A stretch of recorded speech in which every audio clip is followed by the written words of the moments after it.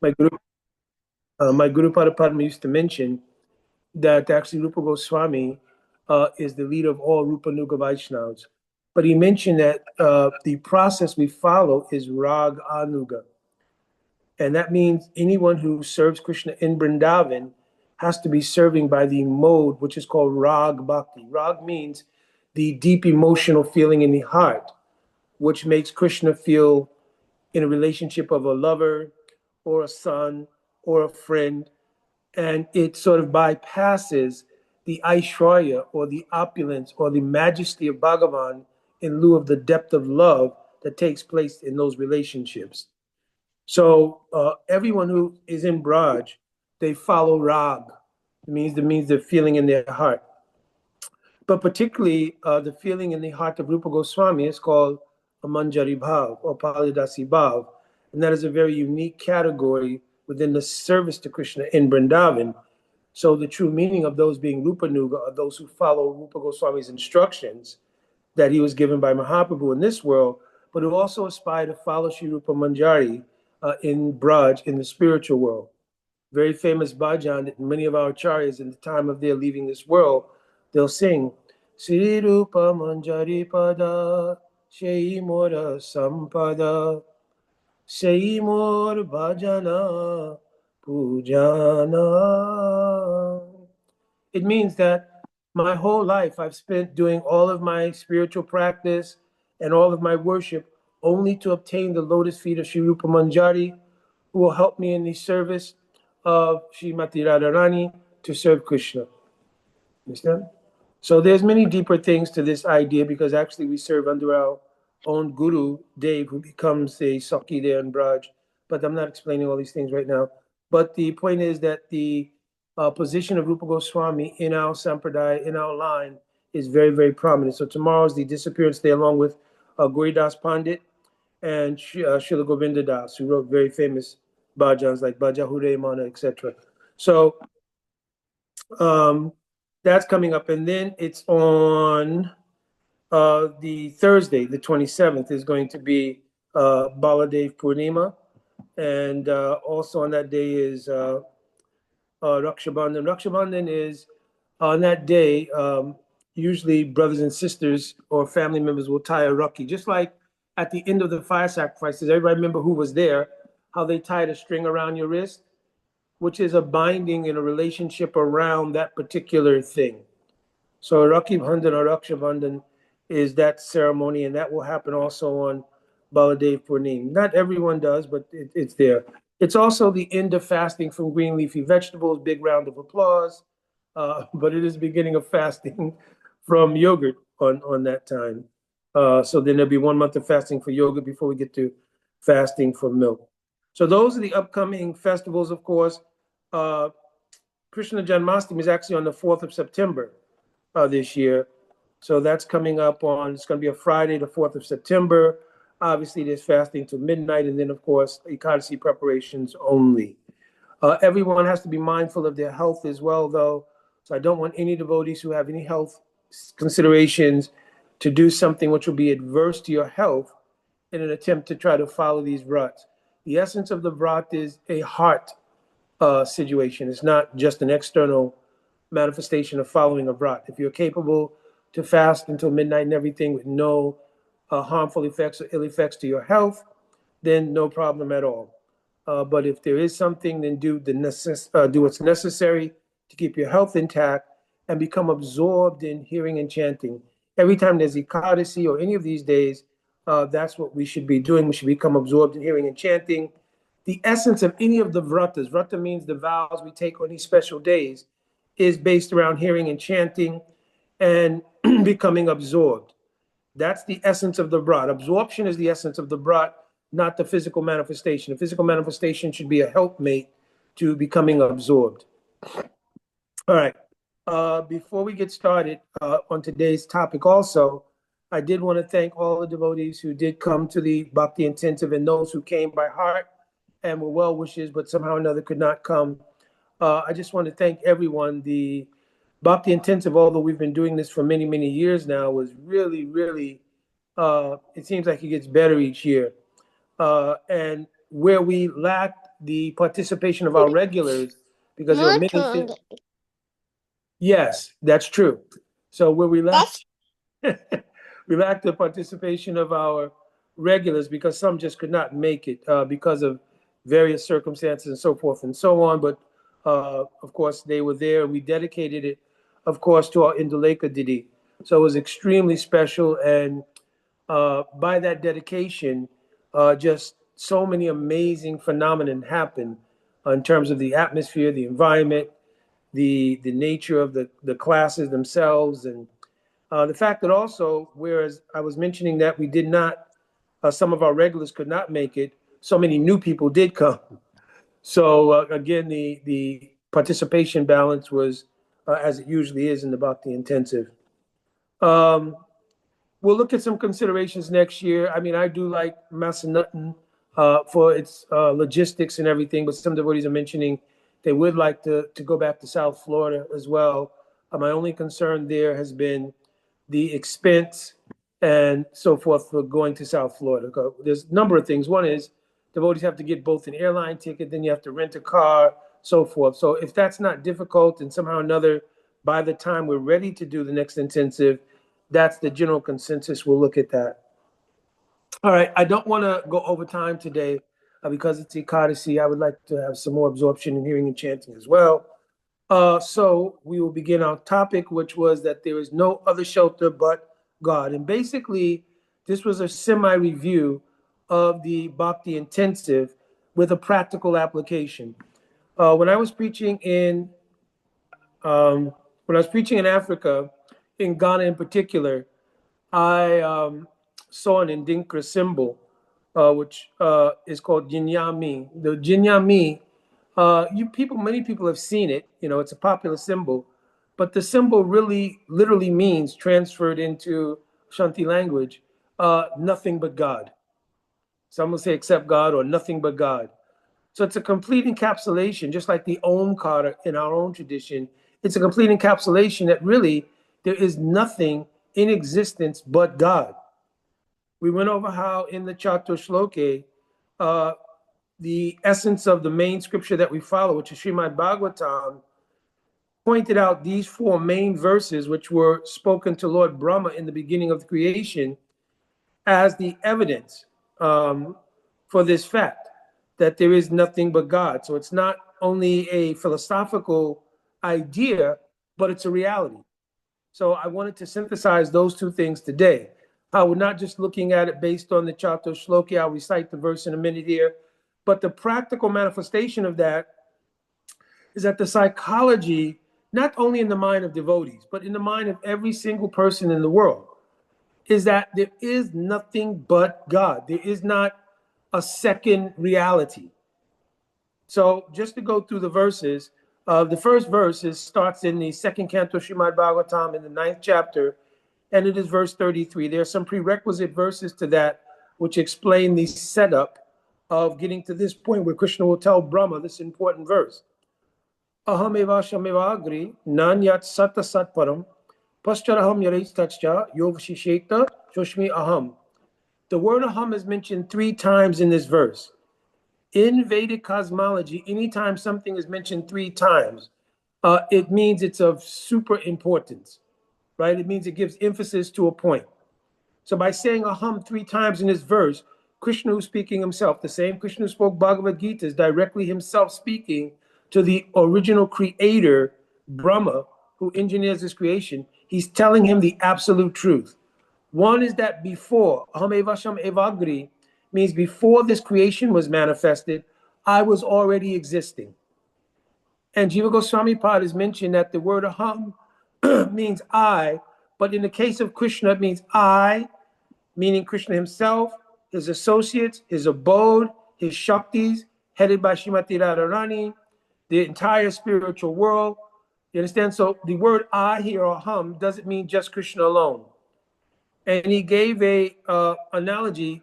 If you were to say that the king is going out, no one would think the king of any place is going out by himself, right? We always consider that if the king is traveling or the president is traveling or something, there's an entourage, or any important person, there's an entourage which is accompanying that person. So in Bhagavad Sandarbha, Jiva Goswami pointed this out, that aham means not only Krishna, but Krishna in the totality of his entourage, his holy dham, his associates, all of his paraphernalia, everything. So he says, before this creation existed, I, meaning all of the things I just mentioned, were already existing. So what he's indicating here is that the eternal reality, which does not come and go or become manifest and unmanifest like this material creation, is the absolute eternal reality. Now he says, though, Nanyat Asat Paramam. Also, Paschat Aham, during the Sat Asat Param. So the word Param here means he. He's referring to Krishna directly, who exists beyond the material world. He also is present, Sat Asat, not only in the eternal reality, but Asat means in the temporal manifestation, which is this material world. Every single thing we see is also Krishna. How? By his energy. Just like we described that every single thing in the material world, the scientists have mentioned, is made up of atoms. And those atoms create various permutations and so forth of 5 elements: earth, water, fire, air, and ether.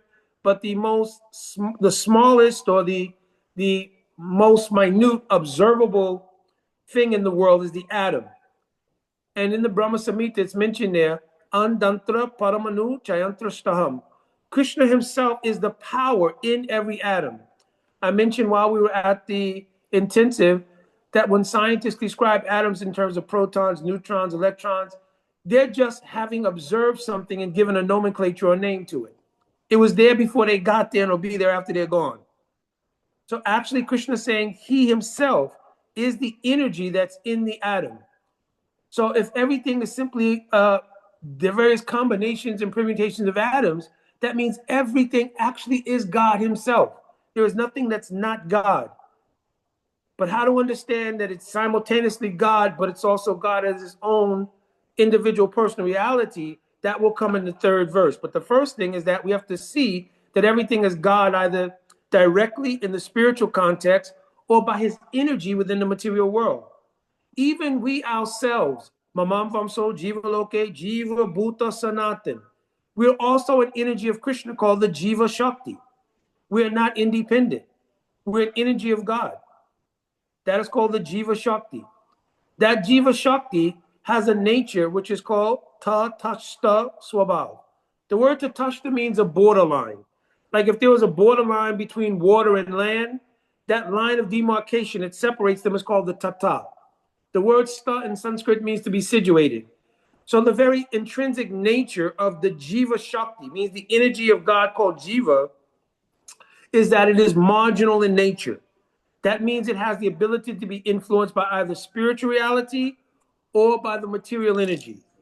Those Jiva Shakti, those individuals that find themselves in this temporary material world, going through one karmic iteration after another with one karmically produced material body, it means they have not yet been imbued with spiritual Shakti, but rather they've come under the influence of the material energy. And what is the material energy? Krishna describes it in Bhagavad Gita. Bhumirapo nalovayu kamana burevacha ahamkara ityame bina prakrityastada. These 8 things comprise my separated material energy: earth, water, fire, air, ether, the mind, the intelligence, and the false egoism. It is the false egoism that makes us identify that I am whatever I am in a particular karmic iteration. My name is John Doe. I was born in this place to this family, etc., etc. That identification comes from what's called the false ego. The Sanskrit word for that is ahamkara. So ahamkara is one of the energies of Bhagavan from his material energy. And that ahamkara bewilders the soul and makes it think it's a product of the material world. And therefore, whatever actions we perform in this material world produce a karmic pattern that we become responsible for in the next life, more activities, the next life, and on and on. And how long has this been going on? In scripture, it says from Anadikal. Anadikal means time without any beginning. It did not have a genesis, right? And I've explained many times before, there's a very deep and special purpose to this. Now, our Srila Prabhupada, when he first came to the Western world, to explain the concept of Anadi Kal to devotees who had freshly come off the bandwagon of all kinds of drug, sex, and rock and roll. This is the 60s, you understand? Would have been a monumental task, really not achievable. So our Srila Prabhupada couched very wonderfully, very intelligently, very amazingly the nature of the jiva's sojourn in this world, very similar to the Christian theological idea, which we were all familiar with. We fell from grace, and after falling from grace, we are suffering in the subsequent condition of that. And now bhakti is a chance to be invited to the path of repentance, in which we can then reestablish our position in grace. Now, we were very familiar with that narrative because most of us, if we didn't go to actual churches, we were familiar with the Christian theology. You understand? So for Srila Prabhupada to couch bhakti in those terms made it very easy for early devotees to understand the idea and importance of taking to the process of bhakti in order to sort of regain their spiritual footing. If he had tried to explain the Gaudiya theology of Anadi Kal bondage, the people, why me? Why was I put here eternally? All these kind of things. Because there's so many things in the backdrop of that that would have to be understood. But the reality is mentioned in Srimad Bhagavatam, Anadi Avidya Yuktasha Purusha Shavedatmanam, that the jiva sojourn in this world is from Anadi Kal. The word Anadi literally means, I'm explaining, Anadi. Adi means a beginning. Anadi means no beginning. So why would that be? One is because, is the soul eternal or not? Yes. So there was no time when the soul didn't exist. So if it didn't have a prior existence in the spiritual paradigm, where was its existence? There's only two realities. One is the eternal reality of the spiritual paradigm, and the other is the temporal manifestation of the material world. You understand? So if his existence is eternal and he was not in the spiritual paradigm, it means they had an existence within the material world. Now, if you understand this clearly, does the material world, as I just mentioned earlier in the beginning, does it also belong to Krishna or not? Yes. So it's not that it's divorced from Krishna. We're like in some caste in hell being punished away from God. This material world, everything is also God. It is our illusory relationship with it that makes us think it's something else. And therefore, what does that is our tendency to want to enjoy the material world separate from its relationship to God. You understand? That's the problem. The problem is not the material world.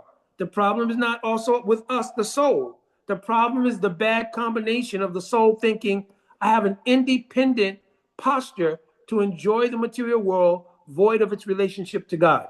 That's the problem. I've given the example many times. There are chemicals that you can take, and when they are separated, they're very benign. But if you put them together, the reaction from the two chemicals mixing causes an incendiary reaction or even an explosive reaction.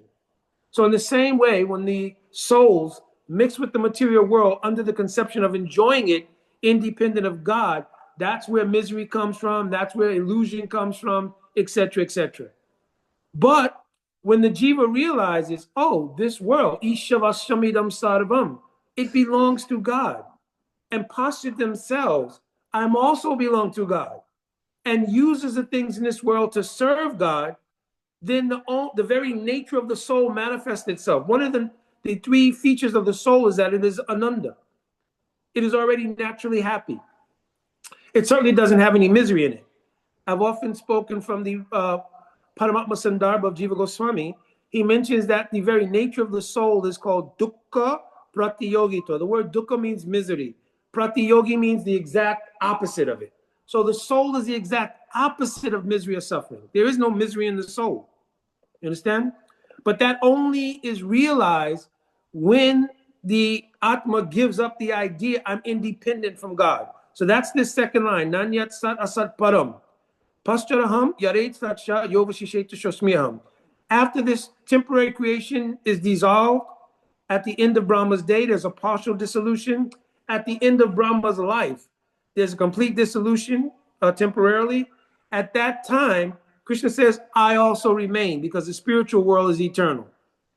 Now, a very important fact is, if we look at the material world only in relation to the jiva, we miss a huge portion of why the material world exists. If you ask 9 out of 10 devotees, what is this material world? They'll describe it as a prison house, as a place to rectify the wayward souls who've left God. But actually, this material world is also one pastime of Krishna himself. It is called the Srishti Leela. Srishti means creation. Why does Krishna create this particular temporal arrangement? Because there are many pastimes performed by Krishna in this temporal environment that do not take place in the eternal environment of the spiritual world. Let me explain that clearly. From Krishna's perspective, there's no difference between his manifest leelas here, they're called Prakat Leela, in Vrindavan, and the eternal leelas in the spiritual world, except it mentions there's some speciality to certain pastimes which are suitable to be performed here that don't take place there. So the question would be, well, why? Why wouldn't the spiritual world be complete? But you got to keep in mind, from Krishna's perspective, when he descends to this world in Vrindavan, is that the spiritual world or not? Somebody answer, yes or no. Krishna's descent to this planet in Vrindavan, is that the spiritual world or is it material? Spiritual. It is absolutely spiritual. So really there's no difference between the two. So there are unique pastimes which are performed here. I'm giving a mundane example. It doesn't wholesale cover the concept, but I'm giving an example. There are people who own a summer home and then they have their regular residence. The summer home has very special features where they go for vacation that may not be available in their regular residence because of weather conditions or other things. There's places they go where certain things are directly done in that vacation home. So in the same way, it's mentioned, Ataha Yoga Viyoga Stiti Prakata Lila Sha Visheshasha Anusarata. There are special pastimes which Krishna performs here in the Prakat Lila, which are very wonderful and unique, like Krishna's Janma Lila, which is coming up, Krishna Janmastami. Krishna's going to Dwarka and to Mathura. Krishna's killing of demons does not take place in the actual Nitya abode. He does those pastimes here when he manifests those Prakat Leelas. Understand? So very many unique things. And as we go deeper into the theology here, those things begin to make sense. But actually, that's a deeper subject matter. So I want to stay on point, and I don't want to lose the fact that what I'm trying to convey is the importance of seeing that the only shelter we have is God. When I get through, hopefully that will be clear. So then the next thing tells the devotees, listen, Rite artam yat pariyeta na pariyeta chatmani tadvyaratmanomayam yatabaso yatatamaha.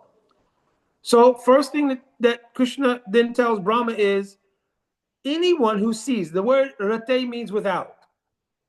Aratam means meaning, value, or relation. Yat pariyeta, the word pariyeta means an appearance of something not being related to Krishna. He says, Tadvyat Atmanomayam. You should understand it to be a feature of Maya.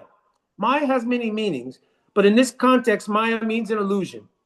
Pralyeta means an appearance of something, like an appearance of water in the desert is a mirage.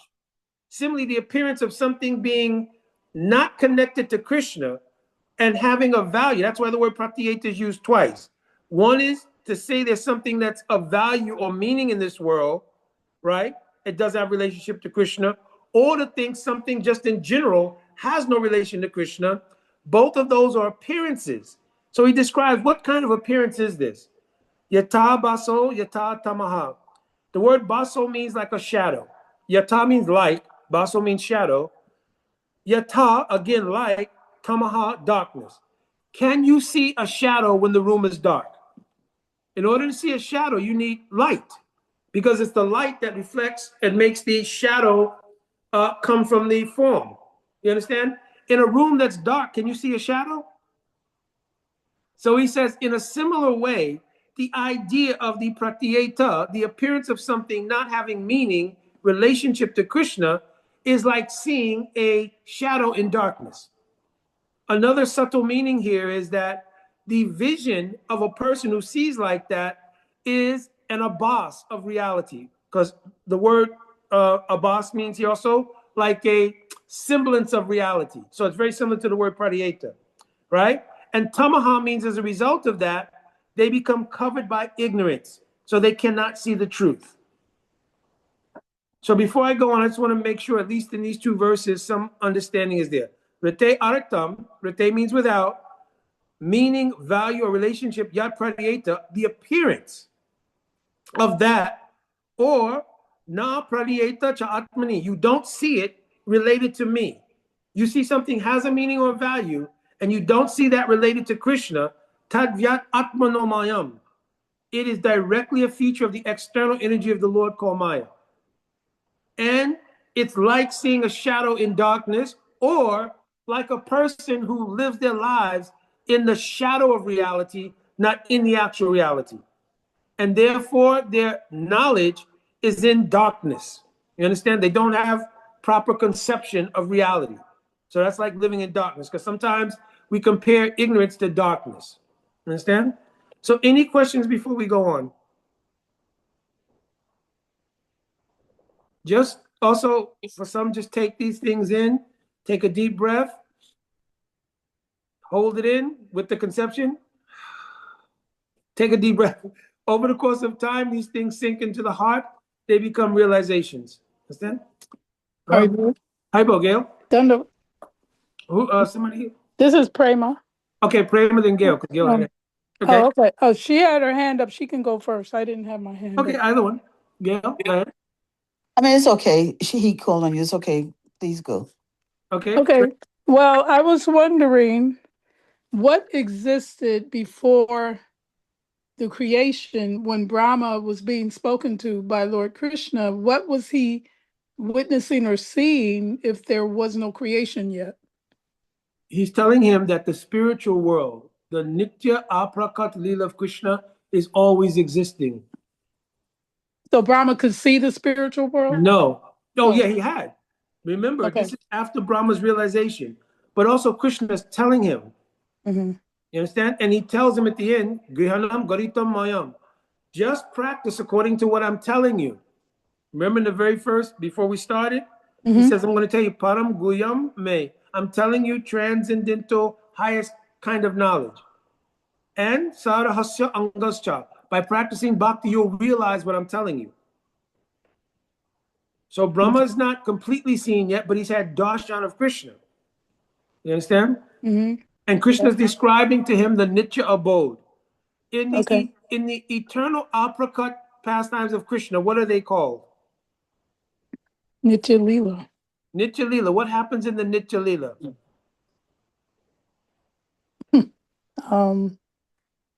Everything. No. Except the Boma pastimes, Boma Leela. What is the main feature of the Nitya Leela? It happens throughout 24 hours. Oh, the Rasa dance? No. No. Ashtakalya Leela. Sorry. Yeah. Ashtakal means 8 periods of time. So throughout the 8 periods of the day, broken into 3-hour segments, the pastimes of Krishna take place there. You understand?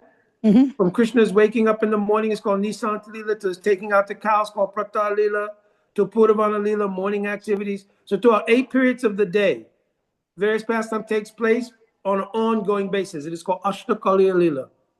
You understand? Yes. Then there are Naimitic Leelas. Naimitic Leelas means occasional pastimes, like the killing of demons, etc. They take place in the Prakat Leela here. Right.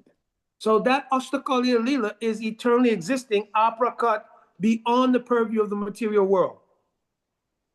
Understand? So he's telling Brahma, no, this realm is Sat. It's eternally existing. I make a manifestation in the Boma Leela called Prakat Leela, or the Asat Leela. In this case, in the Sandarbha, Sanatana Goswami, all commentators have written. Because I gave the Rasik meaning of these things at the intensive, and I got those from the commentaries of the Acharyas. So Asat here means that Asat doesn't mean non-existent or not real. It simply means that it's temporary. It's temporarily manifest.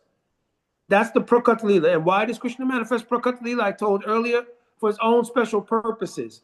As a byproduct of Krishna's performing pastimes here, those jivas who have not yet been endowed with spiritual power called Swarup Shakti get a chance to hear see, if they're fortunate to be born there and they get to witness those Prakat Leelas, and from there, their bhakti can develop. So the devotees, the jivas who are living here, as a byproduct of the Prakat Leela of Krishna, they come to know, and that's how they become imbued with Swarup Shakti. There's more to it, but that's the general idea. I'm giving the verse for that. In the 10th canto of Bhagavatam, Krishna will say, Anugrahaya Bhaktanam Manushinam Dehinam Astita. Right? Bhajate Tajasi Kritva Yat Shrutva Tat Paro Bhavet. The word bhavet in Sanskrit is an imperative, and it means that you must do this. What must you do? Shrutva means hear the pastimes of Krishna that he performed in the Prakat Naimitic Leelas. By hearing those, Bhajate Tadrasi Kritva, a tendency towards wanting to serve him will develop. So simultaneously, Krishna does two things. He comes here to please the devotees. Paritranaya Sadhuna means the eternal associates of Vrindavan also have forms in the Prakat Leela. So Paritranaya Sadhuna means he comes to give pleasure to them. Vinashaya Chaduskritam, he annihilates miscreants and demons and so forth, and Dharma Samstapanam. Dharma Samstapanam means he establishes Dharma. What is the highest Dharma? Bhakti. Right? That question was asked in the very beginning of Bhagavatam. And the answer was given by Sutta Goswami, Savai Pumsam Paro Dharmo, Yato Bhaktir Hoiksije, Ahoitiki Aprityata Yenatma Suprasiddhati. Savai Pumsam Paro Dharma. The highest Dharma is Bhakti.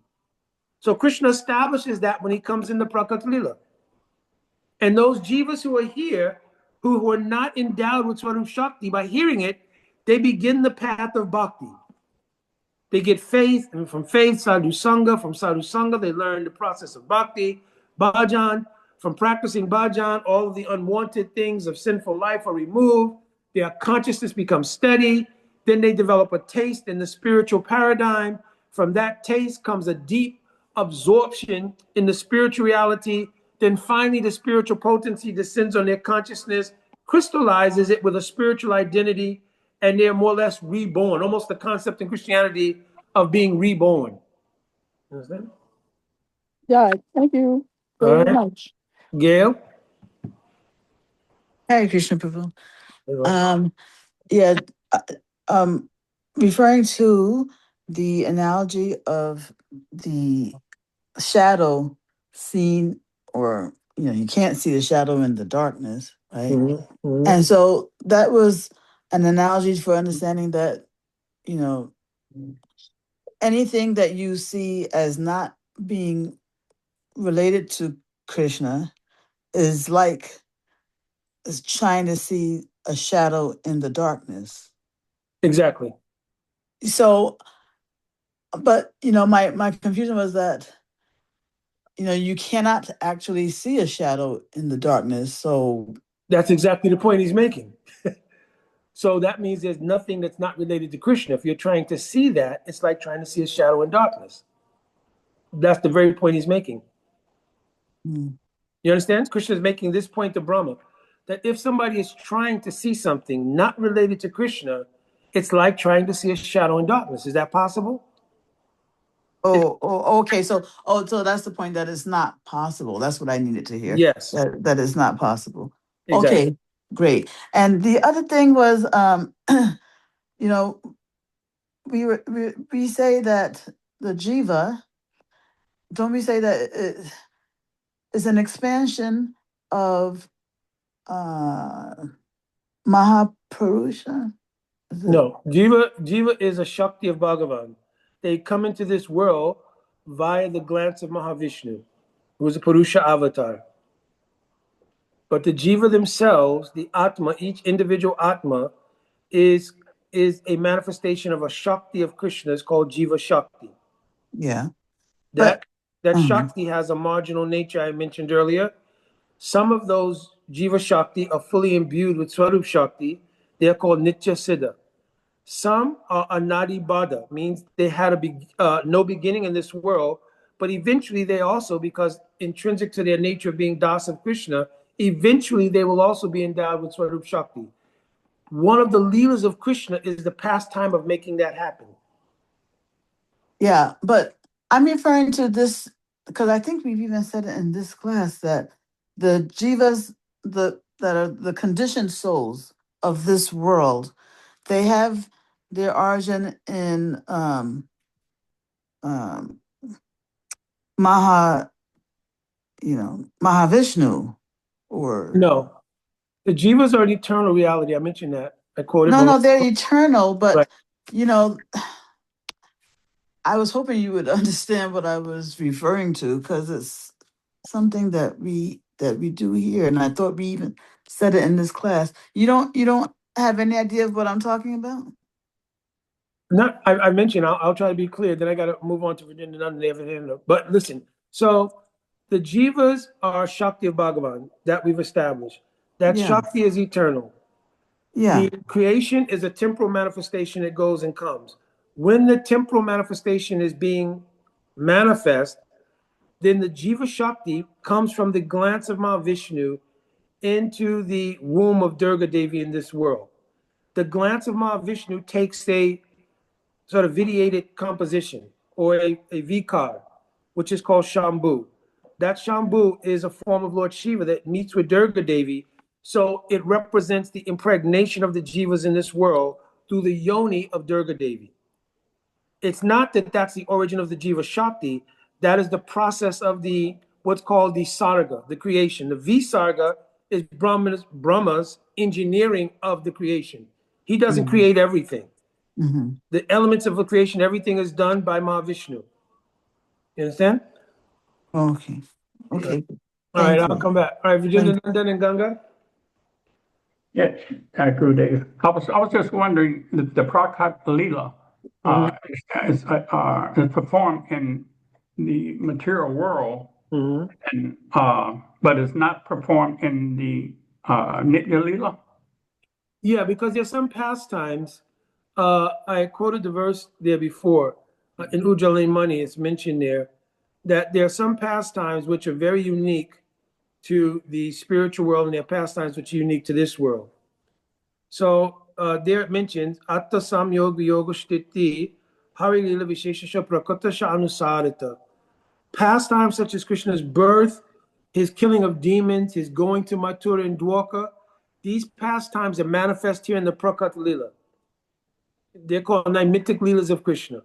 Now, from our perspective, we're looking at a Prakat Lila, Aprakat Lila. From Krishna's perspective, or from the perspective of the eternal associates, do they see this division? No. No. For them, it's one spiritual reality. But the Acharyas give definition to it for our sake. You understand? Okay. And then also, I'll just read the other verse from Ujjain Mani. It mentions also there, Vrindavan Ranye Virhata Sadarasadi Vibrammahe. Harina Braja Devi Nam Viraharashti Na Kahichit. But in the eternal abode, Krishna never leaves Vrindavan for 1 second. And all the pastimes like Ras Leela, the Ashtaka Leela, Leela, eightfold daily pastimes, go on eternally without any interruption. Now, in this world, even in the Prakat Leela, how it works, the Acharyas have mentioned, let's say in this universe, the universe of Chaturmukhi Brahma, four-headed Brahma, Krishna takes his birth.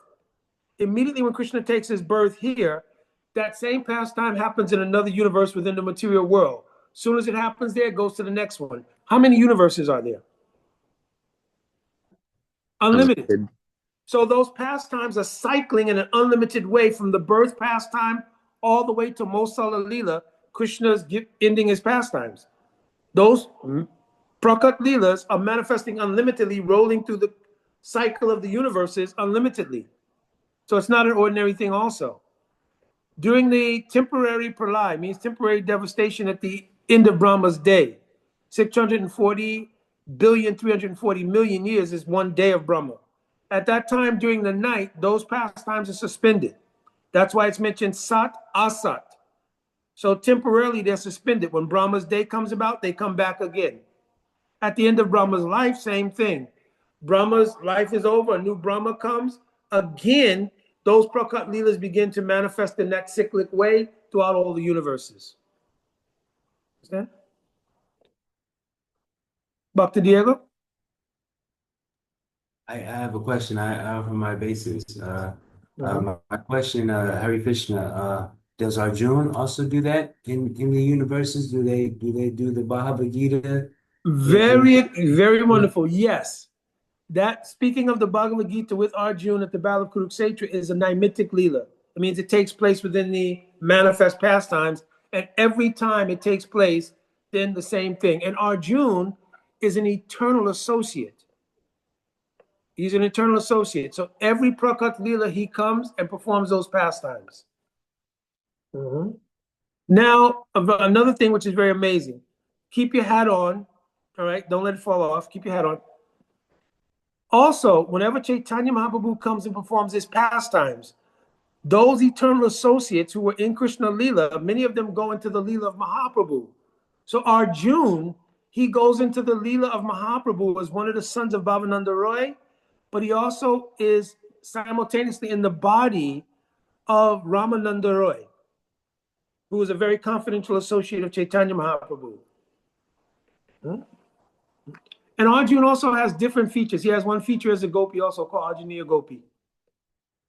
So this is a little higher esoteric things within the theology. But it's a very good question. Yes, Arjun will come, because remember, Krishna will tell him in Bhagavad Gita, many lives you and I have passed. I can remember all of them, but you cannot. Genevieve?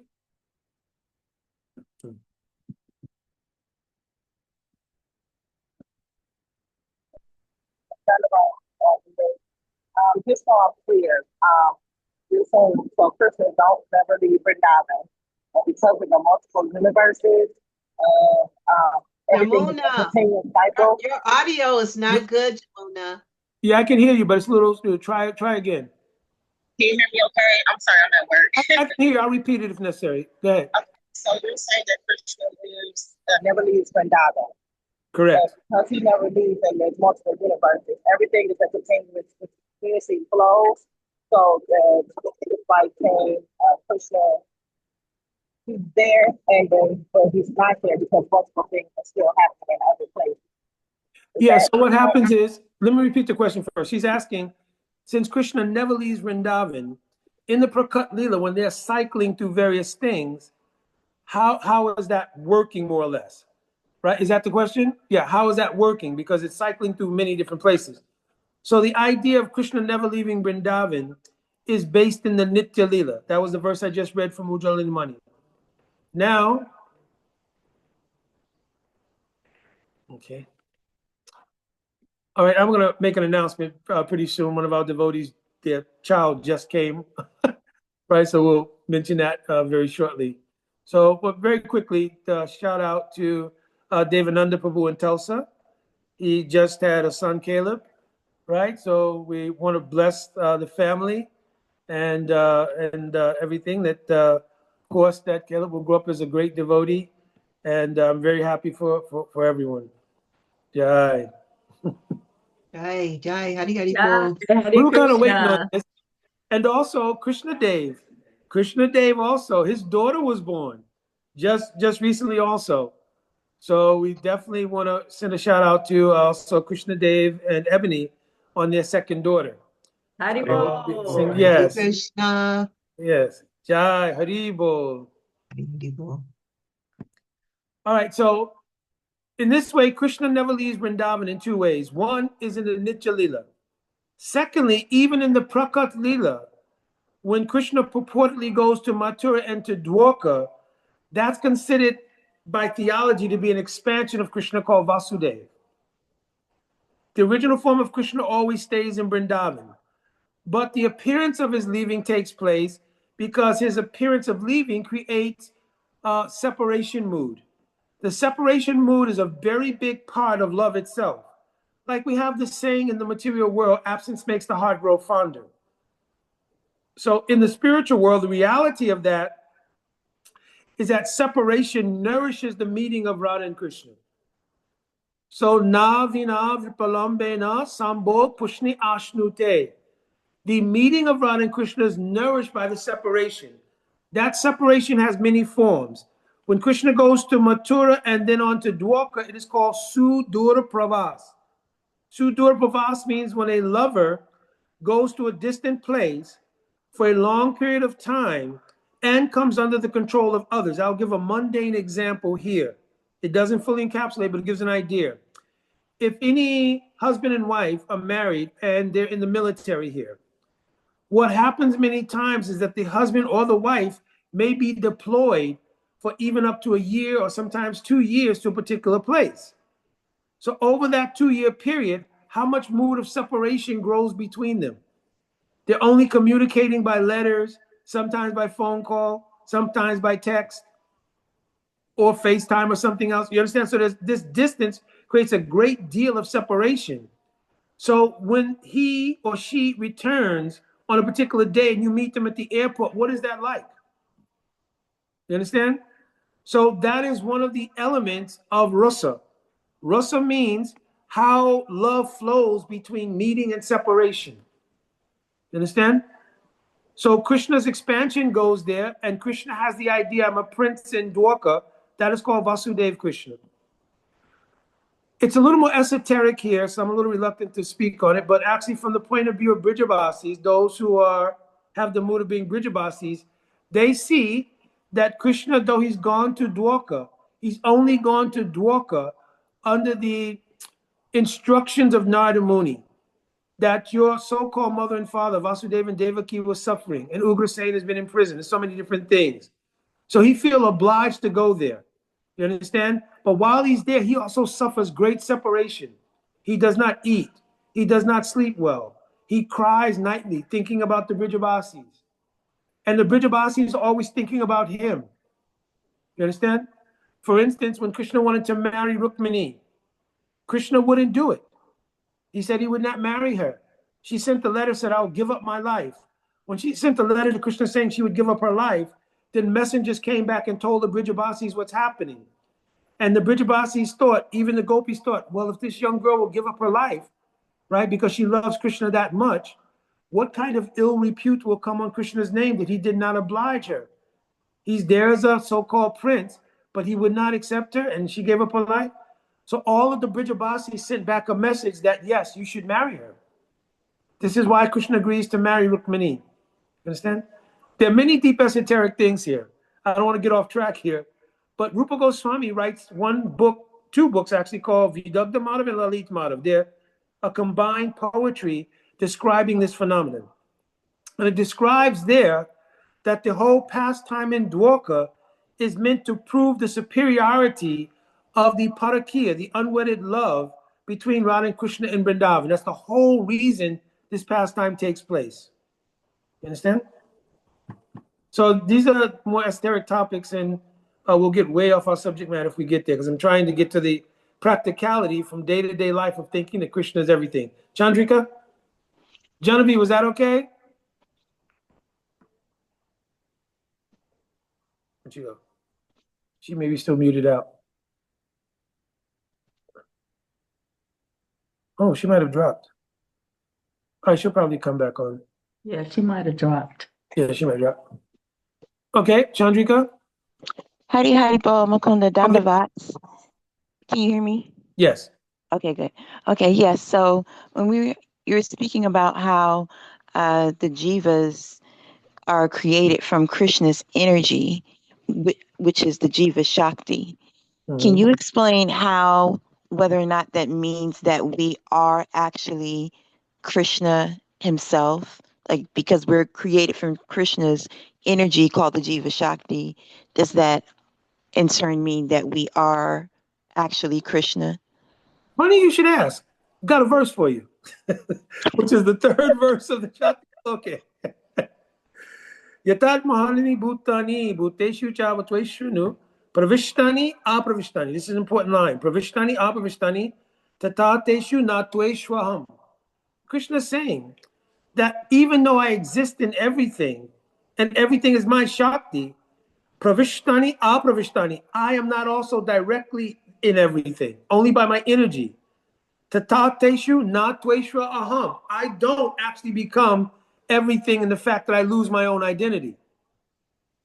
So the idea that the Jiva Shakti, because it's one of the Shaktis of Krishna, is not acceptable.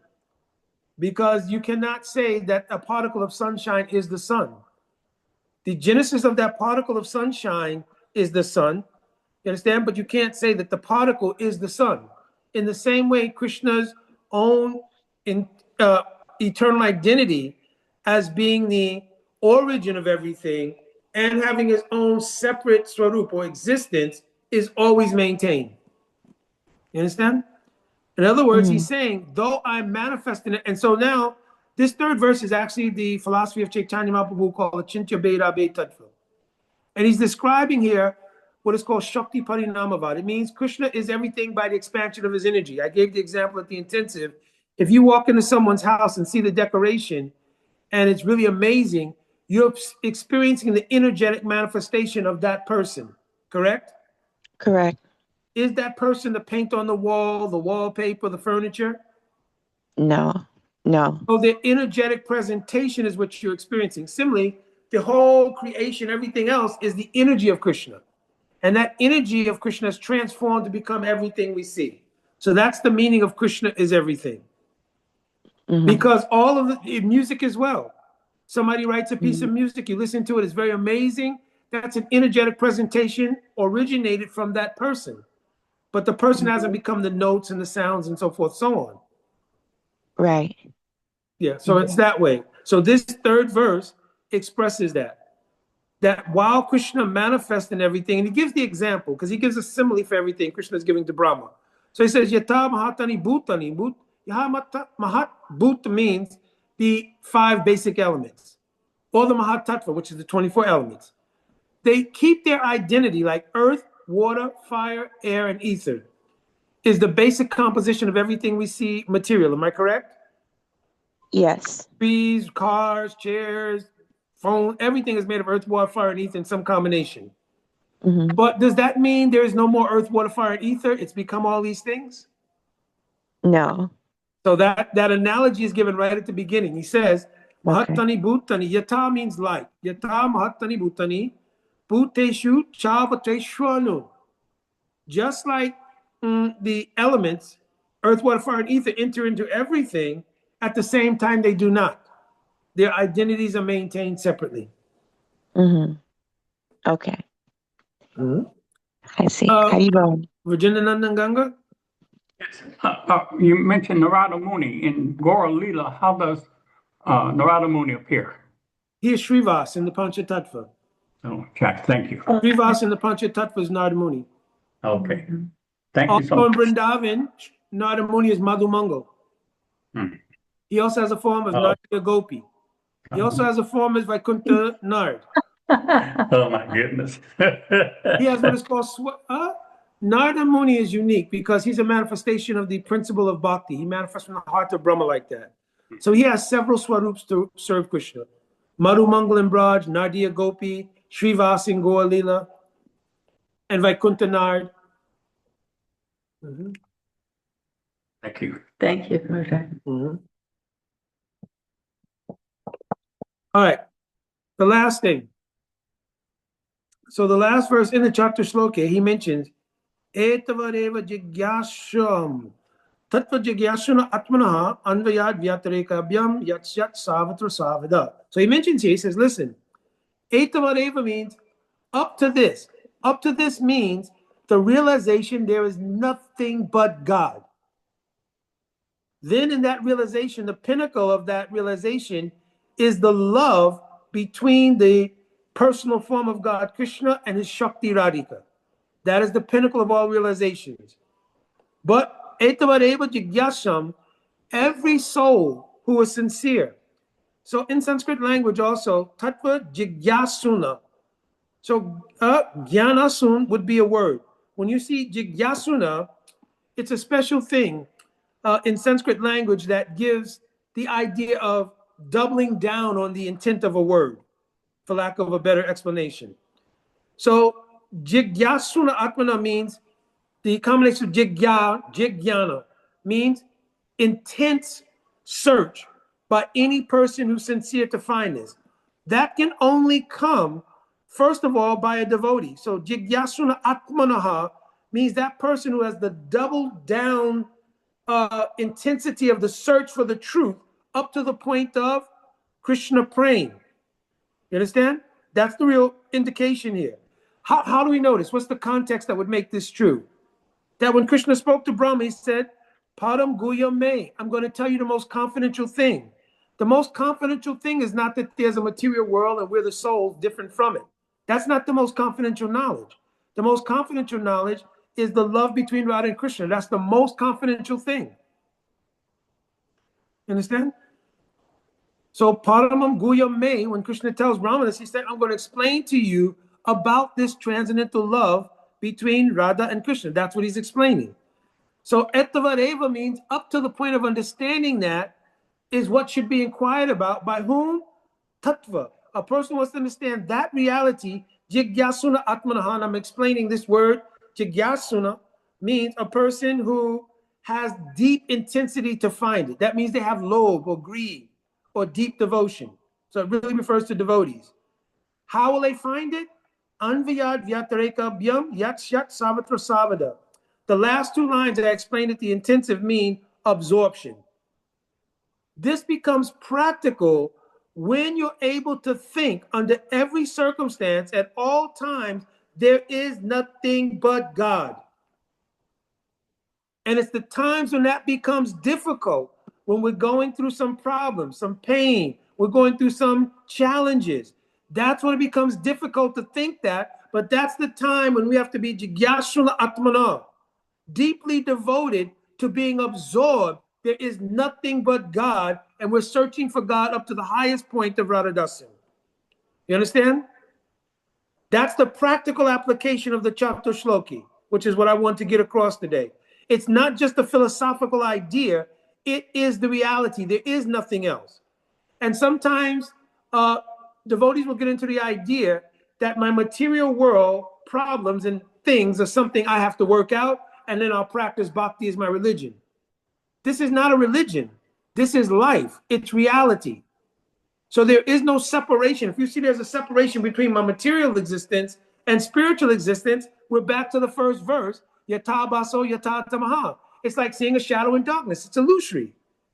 You can't separate material from the spiritual. Whose energy is the material energy? Under whose direction is Maya working? Krishna. Who are we part and parcel of? Krishna. There's nothing else. So you have to stop thinking there's something else, like there's a material thing and then there's my religion and bhakti. And no, there's only God. Whenever there's any reversals in life, it's difficult. But answer the question, what else do you have? What's the alternative?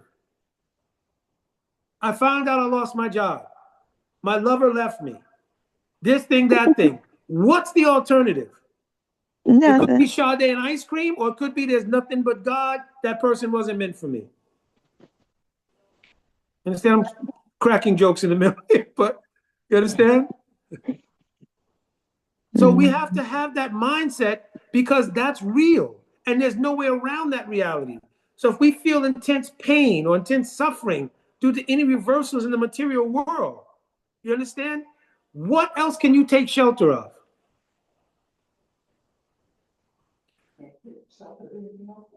There's nothing else.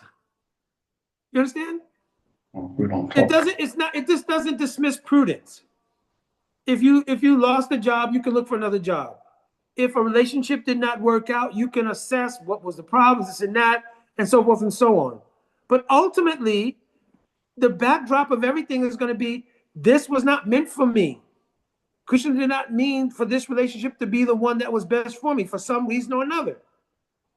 This particular sickness that came, it came as a result of additional purification of my consciousness to allow me to advance further. Because devotees do not undergo karma. It's written in Brahma Samhita. Karmani nidharati kintu cha bhakti bhajam. If your life space is about bhakti, there is no karmic implication in that.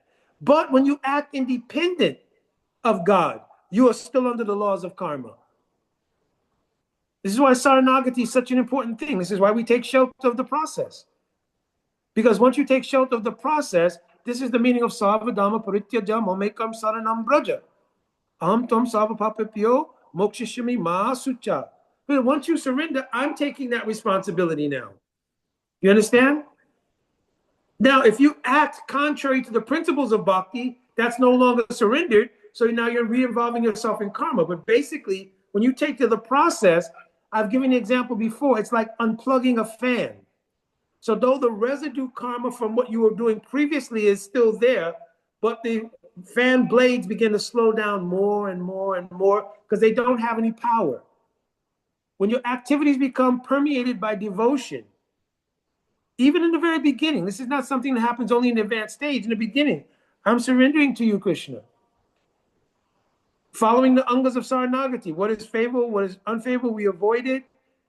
And then Krishna steps in and says, I'll protect and maintain your bhakti. So forth, doing the process, Guru Parashraya, Tasma Diksha Shikshadi Vishwamena, following all those things, Krishna then says, no more karma for you. I've unplugged the karmic fan. Okay, my wife has a question then. Oh, Gail also has a hand raising. What's reading? What is it? Can you tell the I'll repeat the question. the difference between karmic reactions and actions that are meant to purify the jiva? Very good question. My wife is saying, how do we differentiate between which actions are karmic reactions and which actions are meant to purify the jiva? This is a wonderful question. Everything after your point of surrender is meant for purification. It's only a matter of us recognizing it. This is embedded in one verse. Tate anukampam sushamikshmano bunja evatmakritam vipakam. If we recognize, oh, whatever it was that I did in the past, because there's no karma having surrendered to Krishna, this is just a purification for me to allow me to clear out anything and move forward in bhakti. If I'm acting still within the material paradigm and something happens, it is called parabdha karma. I told before, karma works in 4 ways. There's a tendency to commit material actions, it's called kut. Then from that, a desire to do a particular action arises. That is called a seed or a bij. After that, there is a bank account, which is a setup for you, karmic bank account, so to speak. That is called aparabdha karma, where the reaction is not immediate, but it's in the account to be divvied out later on. Then parabdha karma means when the maturation of that action has taken place and you receive the results of it. Once you surrender to Krishna and the fan has been unplugged, any residue of that karma comes, but its purpose now is not, It's not punishing, it's purifying. You understand? So Krishna may minimize it and just give a token of it in order to purify the devotee's consciousness, also create exactly what we're talking about here, a greater dependence on, I don't have any more persons in this world to turn to except you, Krishna. You are my everything. You understand? So it engenders that kind of mood of, I don't have anything else. You understand?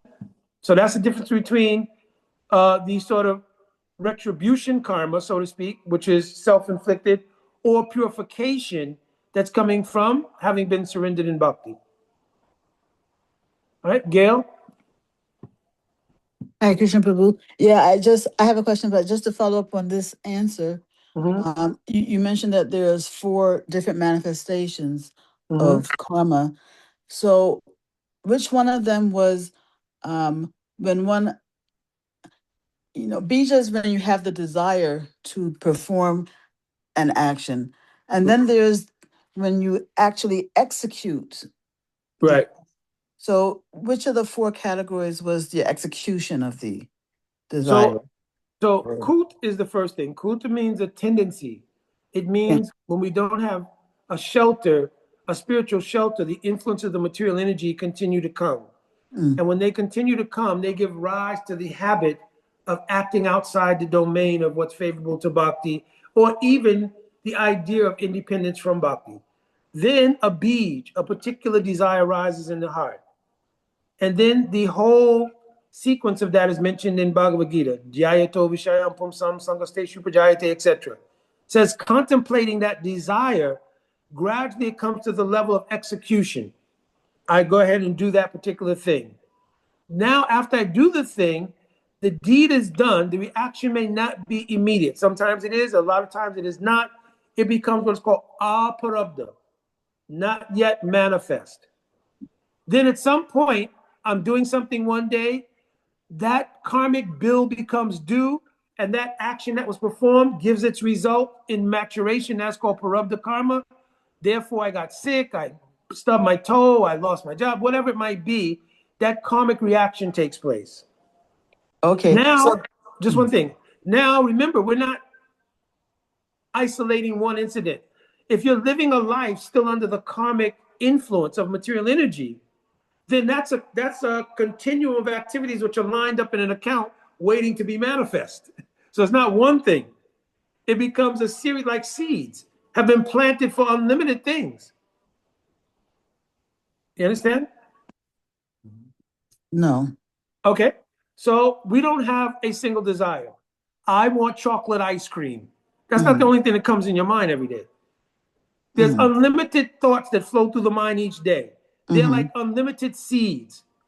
Some of those seeds are planted as an action we want to take on them. Also, those are not singular.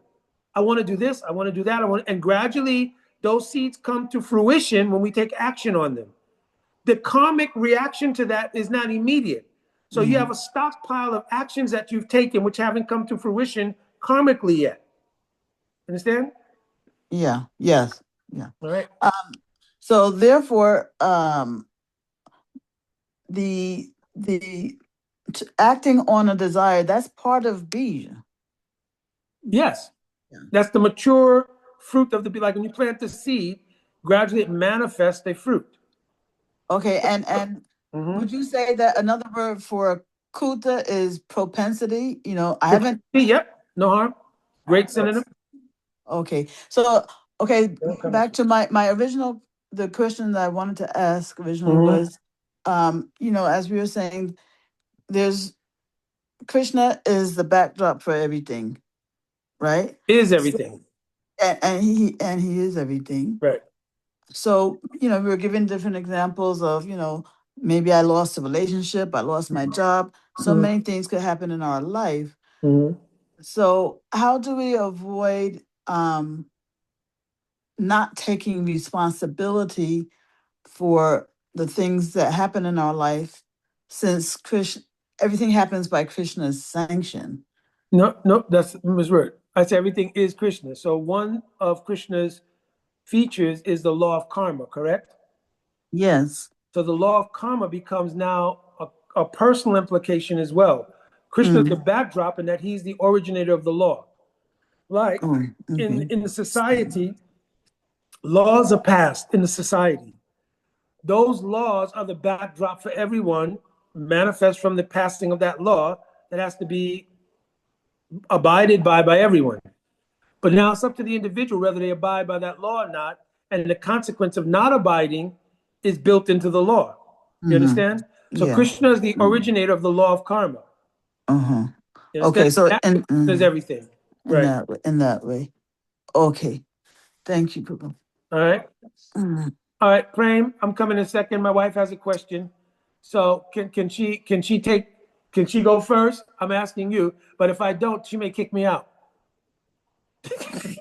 My friend can go first. She said her friend can go first. You got to unmute, Prem. Okay, I'm sorry. You know, it freezes up and I didn't even know you were had finished with Gail's question. Because you just froze and I heard nothing. So anyway, my question is, okay, it seems intricate, the balance or how to understand karma, and when you're surrendered, it's just not karma anymore because you're surrendered.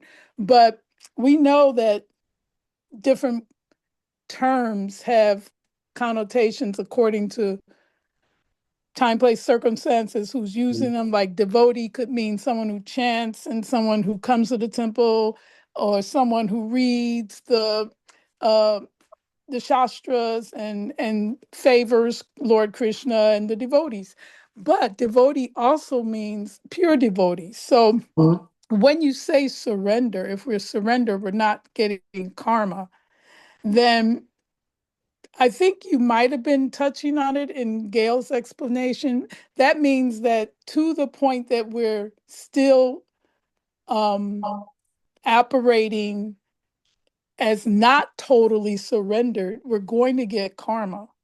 Is that a correct understanding? Because there's surrendered and then there's totally surrendered. You know what I mean? So how do we understand? Is it like a gradation, a gradual? It's like some karma's there because our surrender isn't pure.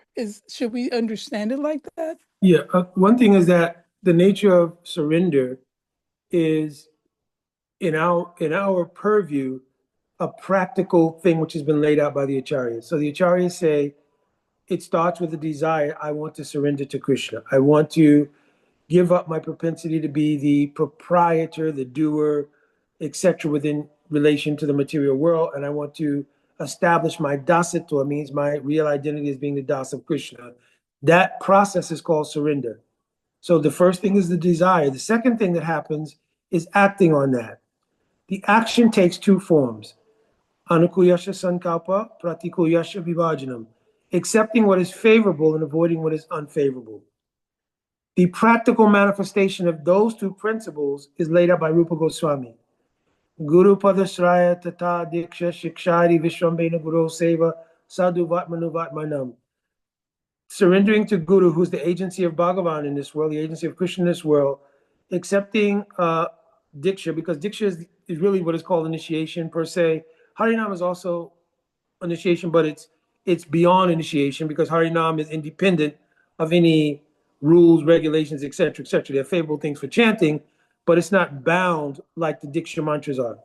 So here it describes Diksha as the process of initiation, receiving Siksha in the initiation process, developing Visramba Seva towards Guru, which is a whole nother class, and then following the path laid out by the previous acharyas.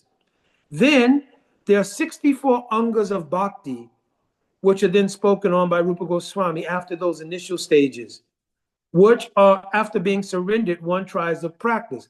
Those 64 are distilled to 9. The 9 are distilled to 5, which is Sadhu Sangha, Nam Kirtan, hearing Srimad Bhagavatam, mentally or physically residing in Vrindavan with the idea, I am a Brijabasi, and then serving the deities, or internally, if you've developed maturation, serving the manifestation of the deity in your heart, right? So those are the things which are described as surrender. The very beginning, Guru Parasraya, is the shelter from the material energy. You understand? Because at the time that you do Guru Parasraya, at that time you're making the pronouncement that I'm surrendering to Krishna, because the agency of Krishna in this world is Guru. Sakshadari Tvena Samashta Shastri, singing every morning. You understand? So that shows. So at that point of surrender, Krishna then says, oh, this person is mine. You understand? So now Krishna's claimed that person. So now the material energy backs off. That's the unplugging of the fan. Right at that moment. At that very moment. Maya says, now that person is in the hands of Krishna. You understand? So now if the person under the shelter, Guru Pad Asraya, the shelter of Guru, who's the agency of Bhagavan in this world, they go on to follow the instructions of Guru, etc., do all these things. Then, through the agency of Guru, Krishna's providing protection for them. Now that fan unplugging analogy, the fan of karma was unplugged. So now the power to be punishing in effect has become purifying in effect. Let me give you an example. In prison, there are two different kinds of things that go on. There is punishment and there's rehabilitation. Am I correct? You can surrender to either one of those facilities while you're in prison. You can surrender to retribution, to being punished for a crime, or to being rehabilitated from crime. You understand? Both things are there. So now if you are surrendered to the idea, that's it. I'm out of this world of crime, etc., your tenure while you're in prison becomes rehabilitory. You understand? Becomes rehabilitation. You understand? If you are thinking, I just got caught, you understand? I'll work it out. Next time I won't get caught. You're being punished for that crime. And everything is still in effect. Because if you go back out, you commit another crime, you get locked up again, you're being punished again. You understand? So there's a difference between rehabilitation and being punished for a crime. And the mindset, if you talk to people who've been locked up, they'll tell you there's a distinct difference in that mentality. There's some people there who consider being locked up is like a second home. This is my life. I'm not giving up the groove of being involved in criminal life. I just got caught. I'll do my time, go back, I'm back at it. Other people will say, that's it for me. I'm done. I have a family, wife, kids, a new perspective on life. A lot of times it's in prison that people will take up a particular religious path even. You understand? Because they're looking at that time not as punishment anymore, but as rehabilitation. In the same way, when you surrender in the process of bhakti, your karmic past becomes rehabilitory in the sense that it's purifying the consciousness because you tolerate those things which come about in pursuit of being purified more and more to get rid of any lingering effects of those things in order to go on practicing bhakti. So one doesn't think that I'm being punished. You understand? He thinks I'm being rehabilitated. Those in the material world, they think if something happens, oh yeah, something happened, God is punishing me for this. Why, God? You understand? Now, my wife had a question. Thank you, Mohini, for letting me go first. Thank you, Prabhuji. Also, my question was almost identical to Frank's, but I wanted to. I'll repeat the question. I wanted to know that where does the transformation of the not really transformation, but where the action of karma and Purification take place? Does it start at Harinam or Diksha? She's asking, does the process where purification takes over for karmic reaction, where does that take place? It takes place right at Harinam. It takes place actually, the beginning of it is in prapati, which means the desire to surrender. Then when the surrender is acted on, then Krishna is saying, Mokshishami Mahasutra, I'll take all the responsibility. So that's in Bhagavad Gita itself. Savadama Prityaja, etc. Mohini comes Braja. Mohini, here comes Braja. Yeah. So it takes place right at the time, first in the heart, and then once the action is taken to surrender, immediately at that time, then Krishna takes over. Right at Harinam. Because the name is not different from Krishna.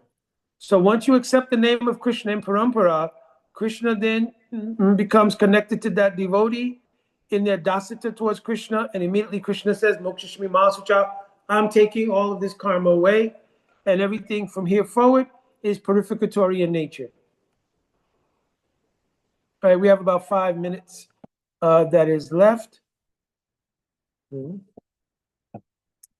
Any last question?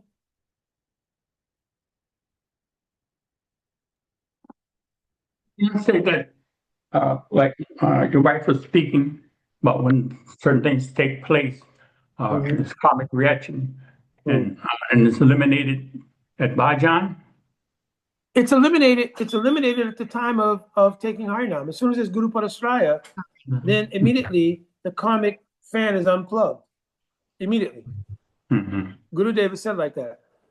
Now, the residue of the fan's blades, in the same simile, they begin to move slower and slower and slower. So if you put your hand near the fan, you won't feel the same effect as you did when the fan was fully empowered being plugged in. You could feel some slight breeze coming from the fan now. In the same way, some slight reaction comes. Krishna says those who tolerate that, tate anukampam sushamikshamano, when that is tolerated, it is purificatory in nature, not punishing in nature. You understand? And therefore it has the effect of helping the consciousness to take more shelter of Krishna and become further developed in bhakti. Suitable. Genevieve? Genevieve, you have to unmute.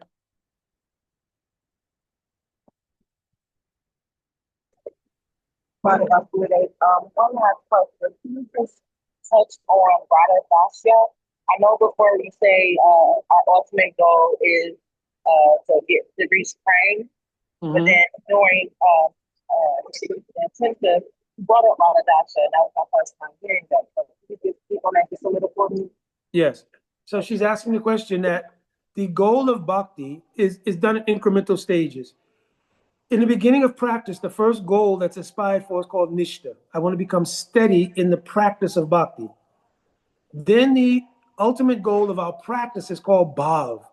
Bhav means the state in which we realize a spiritual identity beyond just being the das of Krishna, but an actual personal identity in relation to serving Krishna. Among the ways to serve Krishna, depending on what incarnation of Krishna it is, there are various moods. Like Krishna in the form of Lord Narayan or Lord Nrsimhadev, Lord Varaha, is served in the mood of Dasya Rasa. Dasya means a sense that I am the servant of Krishna, not like we were generically just Das of Krishna in general, but I am specifically serving Krishna like Jai and Vijay and Vaikuntha. You understand? That I am a servant of Narayan or any of the Narayan incarnations like Nrsimhadev, Varaha, Kurma, etc. Beyond that is the service has a mixture of awe and reverence and sweetness, like in the case of Lord Ram. So devotees who want to serve Lord Ram have a particular form spiritually which is suitable to serving Lord Ram. The perfect example of serving Lord Ram that can be served in different moods is Hanuman is serving Ram in friendship mixed with Dasya. He knows he's God, but he has a kind of friendship that this is my friend. Understand? Then Kausalya, Sumitra, and Kaikeyi, they have the mood that this is our son. And so actually the son of Kausalya, but all three mothers felt the same. The same with Dasarat Maharaj. Sita Devi has the form that this is my wedded husband, because in Ram Leela there's no Parakya Bhav. In Vrindavan and in the form of God as Sri Krishna, rasas are possible on a much more intimate level. It is called Madhurya, not Madhurya Rasa, but Madhurya Mayi Rasa. Means the relationships there are filled with a sweetness that remove the opulence of God and allow a flow of love that Krishna himself reciprocates with. Remember in Bhagavad Gita, he says, Yeyatam mam prapajante tam stataiva bhajamyam. I reciprocate according to how the devotee wants to love me. So Mother Yashoda and Maharaj Nanda, they want to love Krishna like their son. So they're the archetype or the model for those who want to serve Krishna in the mood of Vatsalya Prem and serve Krishna as a child. Those who want to serve Krishna as a friend have two divisions. One is called Gaurava Sakya Rasa, like Arjun or like Yudhisthira and others, or like in Vrindavan, Sridham, the brother of Radhika and others. They'd have no idea, the residents of Vrindavan, Sridham, etc., that Krishna is God. They think he's my friend. Arjun, others, they know he's God, but he acts very intimate with them. You understand? So these are two kinds of friendship. The highest kind of friendship is called Priya Nama Sakya Rasa. Madhu, Mangal, Subal, Ujjwal, others have this mood. They know that Krishna associates with gopis. They go with him when he goes. They help out in the arrangement for Krishna to meet with the gopis, etc. They're the highest class of those in Sakya Rasa. Then there are those in Madhurya Rasa, like Radhika herself, all of her Sakis and friends. In order to serve that rasa, a unique position is established called Manjari Bhav or Palyadasi Bhav. The word Palyadasi means like a maidservant. So Rupa Manjari is the archetype of that mood. For us in this world, primarily in our line, coming from Chaitanya Mahaprabhu, Manjari Bhav is the prominent rasa. If you look back at all of our gurus, Srila Prabhupada, Srila Bhaktisiddhanta Saraswati Thakur, my Gurudev, his Gurudev, all the Manjaris. You understand? Like you can go back, I'm naming. We'll just go back to Bhaktisiddhanta Saraswati Thakur, right? He is Nayanamani Manjari. Gorkashoras Babaji, who gave him Diksha, is Guna Manjari. Bhaktivinoda Thakur, who gave him Harinam and is his father, is Kamla Manjari. Jagannath Das Babaji Maharaj is Rasika Manjari. Then Baladevi Vijayabhushan is called Ratnavati Devi, right? It's also Manjari. Vishwanath Chakravarti Thakur is Vinoda Manjari. And like this, if you go all the way back, all of them are Manjaris. So we've come in that line. You understand? So Paliyadasi Bhav is the prominent aspirational desire in the line. It doesn't actually mean every single person is a Manjari. It means that's the prominent mood in the line. Now, if you've come to Guru, and that is the mood of your Guru Dev, and many times in the pranam mantra of the Guru, other places, the indication, or when you receive Diksha especially, indication of your Guru Dev Swarup is hinted at, in order so you have an idea to follow. You understand? And primarily in this line, either Priyanama Sakas or Manjaris.